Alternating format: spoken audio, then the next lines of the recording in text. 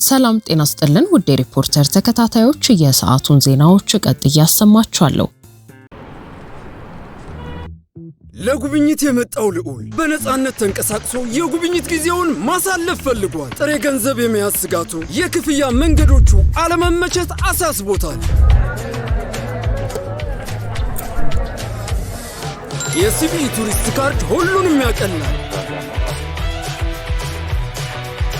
የትኛውም ሀገር ጥሬ ገንዘብ በእጅ ይዞ ከመንቀሳቀስ በቀላሉ ዶላሮን በካርድ ያዙ።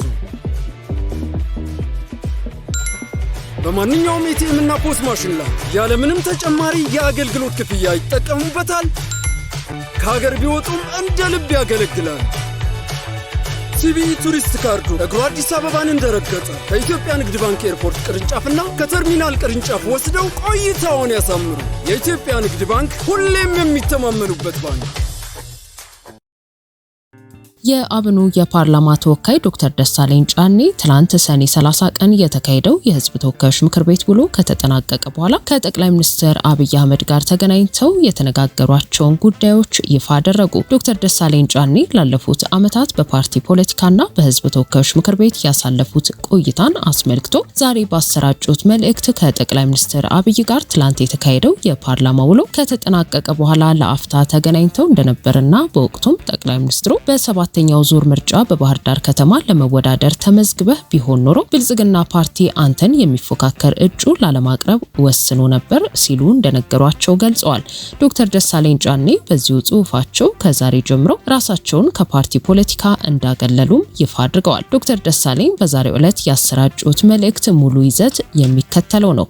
ላለፉት 5 አስቸጋሪና ፈታኝ ዓመታት ከ2014 እስከ 2018 ዓ.ም በህዝብ ተወካዮች ምክር ቤት ውድ ህዝባችንን በመወከል ያደረኩትን የፓርላማ ቆይታ ትላንት በይፋ አጠናቅቅ ያለው። ይህ ምዕራፍ ሲጠናቀቅ ወደዚህ የህዝብ አገልጋይነት ያመጣኝንና ያለፍኩበትን የ10 ዓመታት የማህበረሰብ አገልግሎትና የትግል ጉዞዬን መለስ ብዬ የምመለከትበት አጋጣሚ ሆኖልኛል። ወደ ፖለቲካ ህይወት ከመግባቴ በፊት በዩኒቨርሲቲ ከነበረኝ ማስተማርና ኃላፊነት ጎን ለጎን ለ2 ዓመታት በጣና ሐይቅ ላይ የተከሰተውን የእምቦጭ አረም ትኩረት እንዲያገኝ በአክቲቪዝምና ሀገር በቀል የሲቪክ ማህበረሰብ በመመስረት በግንባር ቀደምትነት መርቻለሁ። ባለፉት 8 ዓመታት ደግሞ በኢትዮጵያ ፖለቲካ ውስጥ ከፓርቲ ምስረታ እስከ ከፍተኛ አመራርነት በተለይም ደግሞ ባለፉት 5 ዓመታት በፓርላማ አባልነት ድምጽ ለሌላቸው ወገኖቼ እውነተኛ ድምጽ መሆን በመቻሌ የተሰማኝ ክብርና ኩራት የላቀ ነው ሲሉ አስፍረዋል። በትላንትናው የምክር ቤቱ ጉባኤ ላይ ክቡር ጠቅላይ ሚኒስትሩ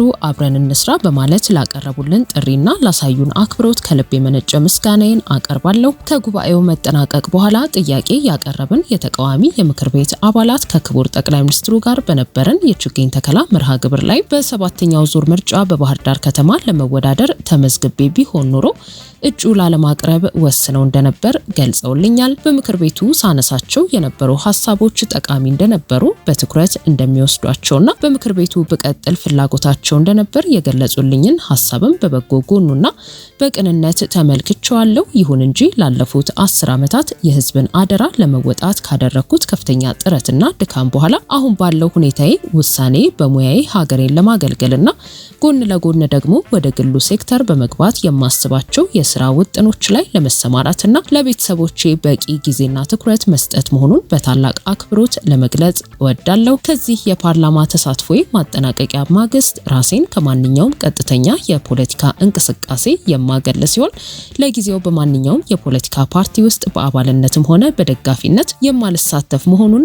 በይፋ አሳውቃለሁ። ይሁን እንጂ ፖለቲካዊ ተሳትፎዬ ቢያበቃም የአማራን ህዝብ አንድነት በሚያጠናክሩ የአማራ ህዝብ ከሌሎች ወንድሞቹ ጋር ያለውን አብሮነትና መስተጋብር በሚያሳድጉ እንዲሁም የኢትዮጵያውያንን ኑሮ በሚያሻሽሉ ማህበራዊና ሀገራዊ ጉዳዮች ላይ በሙያዬ ማድረግ የምችለውን አስተዋጽኦ ሁሉ አደርጋለሁ። ለሀገሬ ዘላቂ ሰላም፣ ለእውነተኛ ብሔራዊ ውይይትና እርቅ እንዲሁም ለዜጎች የኑሮ ሁኔታ መሻሻል ያለኝ መሻት አሁንም ወደፊትም ጽኑ ነው ብለዋል።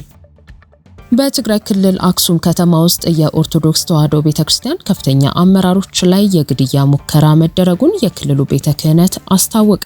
በአክሱም ከተማ በሁለት ከፍተኛ የኃላፊነት እርከን ላይ የሚገኙ የኦርቶዶክስ ተዋሕዶ ቤተ ክህነት አባቶች መኖሪያ ቤት ላይ ታጣቂዎች ተኩስ መክፈታቸውን የገለጸው ቤተ ክህነቱ ድርጊቱን የግድያ ሙከራ ሲል አውግዞታል። በክልሉ የሚገኘው የኦርቶዶክስ ተዋሕዶ ቤተ ክህነት ጽሕፈት ቤት ዛሬ ባወጣው መግለጫ ጥቃቱ የተፈጸመው ትላንት እኩለ ሌሊት ላይ መሆኑን ገልጾ ጥቃቱ ያነጣጠረው ዋና ጸሐፊ በሆኑት ብፁዕ አቡነ ናትናኤልና ብፁዕ አቡነ አረጋዊ መኖሪያ ቤት ላይ መሆኑን ጠቁሟል። ጥቃቱ የሃይማኖት አባቶቹን ለመግደል ሆን ተብሎ የታቀደና የተፈጸመ ሙከራ መሆኑን የጠቀሰ ቢሆንም በአባቶቹ ላይ የደረሰ ምንም አይነት ጉዳት አለመኖሩን አረጋግጧል።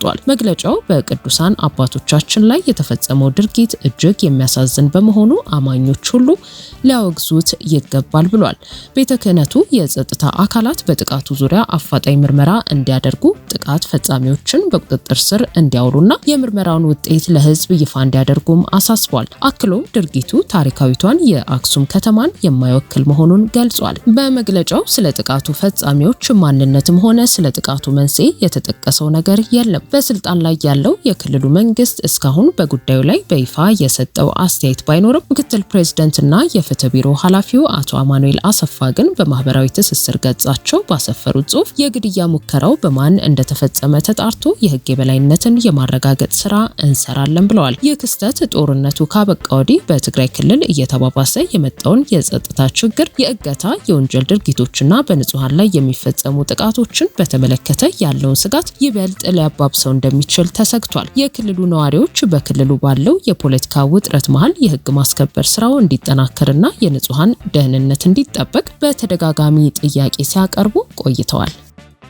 ብሔራዊ ባንክ በአንበሳ ባንክ ላይ አሳልፎት የነበረው ውሳኔ እንዲቀለብስ በባንኩ የቀረበውን ቅሬታ ውድቅ አደረገ። የኢትዮጵያ ብሔራዊ ባንክ የአንበሳ ባንክ አክሲዮን ማህበር በ21ኛ ጠቅላላ ጉባኤ ያካሄደውን የቦርድ አባላት ምርጫ ውድቅ በማድረግና 22ኛውን ጠቅላላ ጉባኤ በማካሄድ አዳዲስ የቦርድ አባላት እንዲያስመርጥ ባሳለፈው ውሳኔ ላይ ባንኩ አቅርቦት የነበረውን ቅሬታ ውድቅ ማድረጉን ገልጿል። አንበሳ ባንክ አክሲዮን ማህበር ባካሄደው 21ኛ ጠቅላላ ጉባኤ የቦርድ አባላትን ምርጫ አከናውኖ የነበረ መሆኑን፣ ነገር ግን የኢትዮጵያ ብሔራዊ ባንክ በደረሱት ጥቆማዎች መሰረት ልዩ ምርመራ በማድረግ የቦርድ አባላት ምርጫን ውድቅ ማድረጉን ሪፖርተር የተመለከተው የብሔራዊ ባንክ ሰነድ ያስረዳል። በመሆኑም ብሔራዊ ባንክ እንደ አውሮፓውያኑ አቆጣጠር ጁላይ 25 2026 22ኛውን ጠቅላላ ጉባኤ በባንኩ የምርጫ አስፈጻሚነት እንዲያከናውን ውሳኔ ማሳለፉን ተከትሎ አንበሳ ባንክ ሰኔ 17 ቀን 2018 ዓ.ም በተጻፈ ደብዳቤ ብሔራዊ ባንክ ያሳለፈው ውሳኔ እንዲቀለበስና